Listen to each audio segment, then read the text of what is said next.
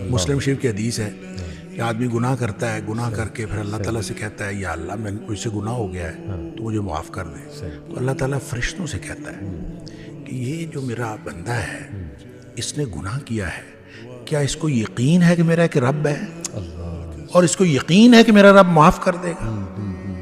اور فرشتے کہتے ہیں یا اللہ یقیناً اس کو یہ یقین ہے، اسی لیے تو آپ سے معافی مانگ رہے ہیں۔ اللہ تعالیٰ فرماتے ہیں میں نے اس کو معاف کر دیا۔ کیا بات! اچھا کچھ دیر بعد پھر گناہ کر لیتا ہے، پھر بیٹھ جاتا ہے، رب انی اذنبت ذنبا، اللہ مجھ سے گناہ ہو گیا ہے، صحیح، تو پھر معافی مانگتا ہے اللہ تو مجھے معاف کر دے۔